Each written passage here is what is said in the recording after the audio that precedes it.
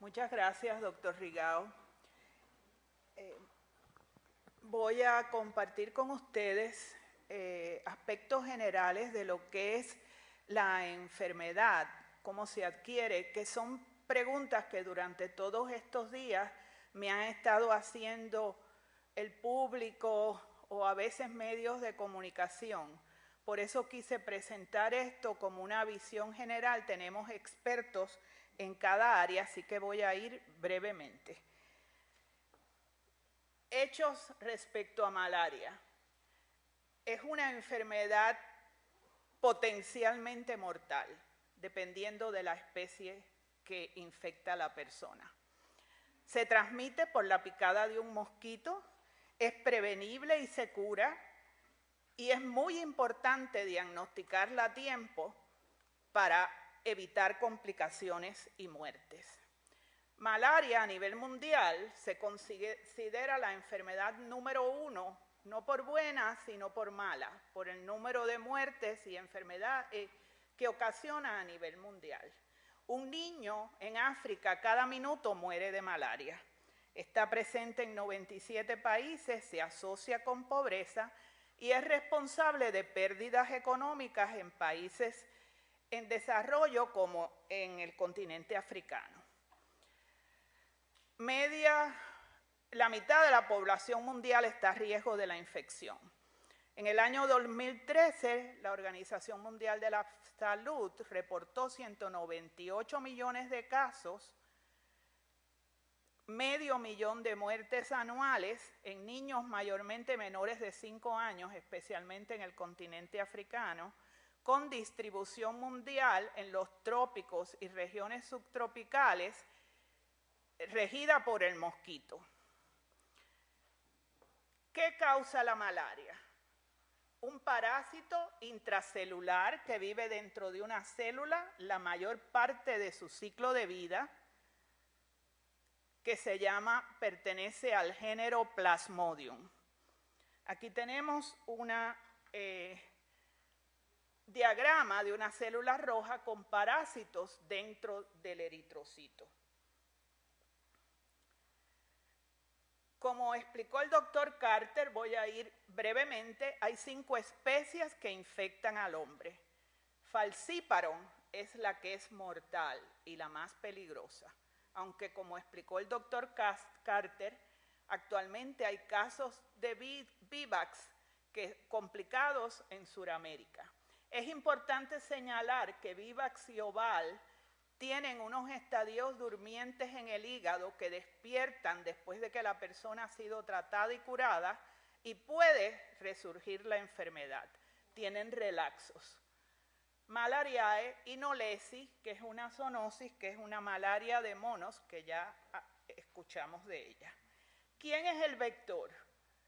Mosquitos hembra del género Anopheles. Hay múltiples mosquitos anófeles, un grupo de ellos transmite malaria y en Puerto Rico el vector es Anopheles albimanus.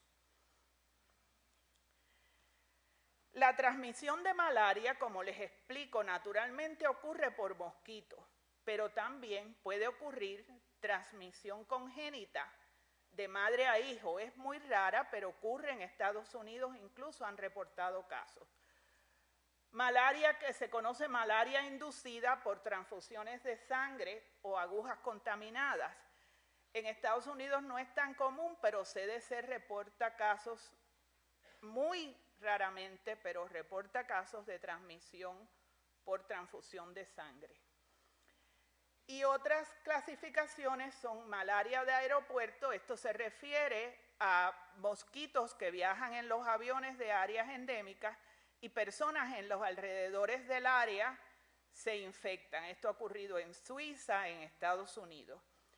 Y malaria importada, que es lo que nos atañe a nosotros, que son casos de otros países donde es endémico y regresan con la enfermedad. ¿Qué sucede cuando nos pica un mosquito? El parásito es un parásito complejo y muy listo.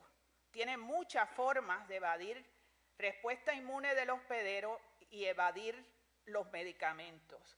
El mosquito pica y introduce el estadio infeccioso, que es el esporozoito, viaja hasta el hígado.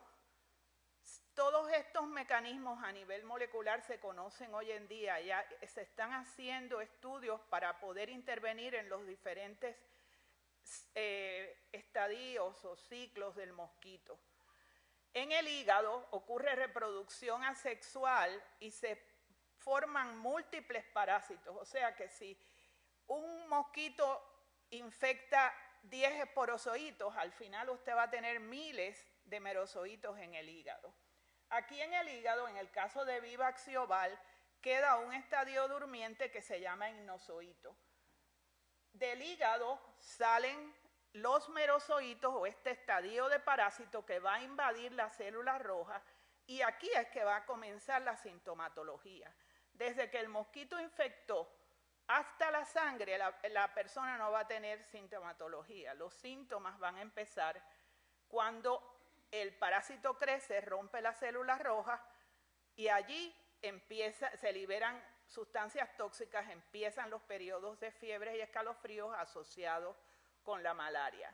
Algunos de estos parásitos se van a diferenciar en formas sexuales que el mosquito va a ingerir, y dentro del mosquito va a ocurrir de nuevo reproducción, en este caso reproducción sexual. Pasan varios días dentro del mosquito y el mosquito se encuentra con otra persona que no tiene la enfermedad y se la transmite. Y este es el ciclo de malaria. Los síntomas, como les dije, se deben mayormente a la ruptura de los glóbulos rojos por los parásitos que crecen y liberan los merozoitos. Y los síntomas, dependiendo de la especie, del estado inmune de la persona, de si ha recibido tratamiento, van a comenzar entre los 7 a los 30 días.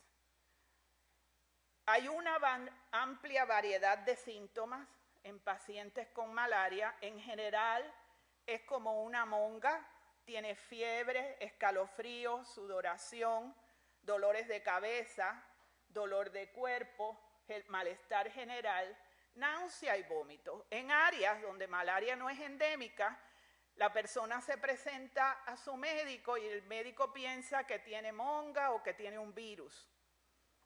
Y si la persona no le explica o el médico no le pregunta que viajó a áreas endémicas, pues puede ser tratado por un resfriado y no para malaria. Al contrario, en países endémicos, las personas sienten los síntomas, van y se medican solos, compran los medicamentos y se los toman, y parte de esto ha contribuido al desarrollo de resistencia. La malaria que presenta más complicaciones es la malaria ocasionada por falciparum o falciparum malaria o malaria maligna. Brevemente, se debe a que el parásito invade eritrocitos de todas las edades, mientras que los otros tienen preferencias por ciertos eritrocitos. Es la más patogénica y tiene la complicación que los parásitos tienen un mecanismo de citoadherencia, se secuestran dentro de los capilares, y esto puede llevar a malaria cerebral, que es lo que lleva a la muerte si no se trata a tiempo. Esto es muy brevemente, las complicaciones son grandes y no vamos a entrar en estos detalles porque tenemos expertos en cada área. Una de las cosas más características es la hemólisis por la ruptura de los glóbulos rojos. Se diagnostica, y el doctor Ferrer nos va a hablar del diagnóstico, solamente para tener una visión general, por la presencia de parásitos en la sangre. Ese es el diagnóstico definitivo o gold standard por microscopía. Pero como bien dijo el doctor Carter y nos va a abundar el doctor Ferrer, hay otros métodos de diagnóstico para confirmar la presencia de plasmodio. Cuando se va a tratar, hay que tener en cuenta ciertas consideraciones, porque el tratamiento de malaria depende de muchos factores. la severidad de la infección, la especie de malaria. Falciparum es completamente diferente a tener malaria por cualquiera de las otras 4 especies. Y también, muy importante, en qué lugar del mundo se adquirió la infección. Afortunadamente, todos los casos importados que tuvimos son sensitivos a tratamiento, pero hay áreas que son multiresistentes. CDC tiene una página, yo les recomiendo a los estudiantes cuando les cubro esta parte, que si van a tratar, busquen siempre en CDC, que eso continuamente está al día, de cuál es el patrón de resistencia del parásito, y allí mismo indican cuál es el tratamiento que se debe seguir. Para el control, como en cualquier enfermedad parasítica, que es mi área, pues educación a la comunidad, profilaxis y tratamiento. En el caso de las áreas endémicas, dormir en mosquiteros impregnados con insecticida y spray o insecticida residual en las paredes.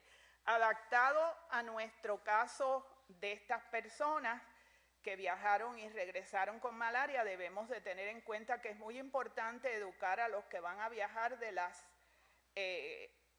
potencial de adquirir la enfermedad, protegerse mientras están fuera, y al final la doctora Rivera nos va a hablar de medidas de protección. Por eso yo solo les he puesto puntos importantes. ¿Cuáles son los problemas de malaria?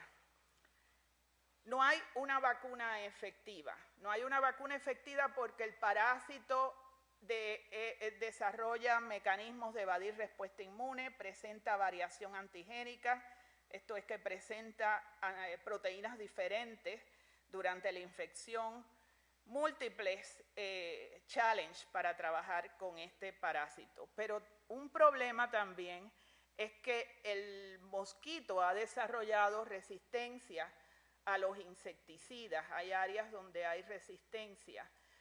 Y también el parásito ha desarrollado resistencia a los medicamentos de tratamiento en áreas de África y del borde de Tailandia y Birmania. Hay mucha resistencia, incluyendo artemisinina, la última droga que salió al mercado. Por esto es que en mi laboratorio nosotros nos enfocamos en nuestra investigación en elucidar mecanismos moleculares de resistencia a drogas, así como identificar y validar blancos potenciales de droga. Dentro de esta línea de investigación, y esto también les estoy dando solo como perlitas de lo que hacemos, nos enfocamos en el metabolismo de glutatión, porque había muchos reportes en la literatura donde había una correlación entre un aumento en niveles de glutatión y resistencia a cloroquina. Con esto en mente, a nivel molecular, usamos diferentes estrategias. Primeramente, silenciamos genes dentro del metabolismo del glutatión para que se produjera poco glutatión y poder determinar su asociación con resistencia a drogas. O también, si nosotros silenciamos un gene y el parásito no sobrevive, eso nos dice que ese gene es esencial y puede ser un buen blanco de droga. Independientemente, silenciamos genes dentro de esta cascada. Encontramos que 2 de los genes que silenciamos, y no voy a decir ni los nombres, son enzimas esenciales en la síntesis de glutatión. El parásito sobrevive en sangre, por lo tanto se habían propuesto como blancos para desarrollo de drogas, pero estos genes no son buenos porque uno quiere algo que el parásito muera en sangre. Sin embargo, los parásitos murieron en el mosquito y se interrumpió el ciclo de vida, abriendo nuevas posibilidades. El gene de glutatión S-transferasa sí resultó un buen blanco de droga, y en esto nos enfocamos Y todos estos trabajos son trabajos de mis estudiantes que al final les tengo los nombres. Nos enfocamos en la posibilidad de encontrar un inhibidor de glutatión S-transferasa y en colaboración con John Hopkins, con Jürgen Bosch, hicimos un screening y Emily Colón, un screening de casi 5 millones de compuestos. Se redujo a 40, los 40 los probamos en un ensayo para ver si efectivamente tenían actividad antimalárica. 3 de ellos, aquí hay 7, que estos son los que presentan inhibición de más del 50%, y 3, cuando hicimos las curvas de dosis-respuesta, 3 de estos compuestos presentan una inhibición a nivel de 1 micromolar, por lo que los estamos desarrollando en conjunto con la doctora Ingrid Montes de Química en compuestos más efectivos y poco tóxicos. Estos son otros aspectos de investigación que hemos hecho en otro de los genes que apagamos, que es el gene que transporta glutatión al exterior de la célula. Los parásitos que no tienen este gene, que se silenció el gene, paran su desarrollo en el hígado, lo que resulta un buen blanco para intervenir con medicamentos hacia este blanco en el hígado o potencialmente una vacuna. Hemos hecho diagnóstico molecular y recientemente el artículo que relató el doctor Rigaud, donde encontramos una asociación con niveles bajos de glutatión a nivel de curva dosis-respuesta. Los parásitos con mucho glutatión o poco glutatión, por haber sido manipulados genéticamente, no tienen diferencia en su respuesta a drogas, artemisinina y cloroquina. Sin embargo, si se continúa tratando con una dosis de hidroartemisinina, esto es una curva de mortalidad, vemos que los parásitos que tienen muy poco glutatión y fueron tratadas con artemisinina sobrevivieron, lo que implica una posible intervención para rescatar los parásitos que han perdido sensitividad a artemisinina.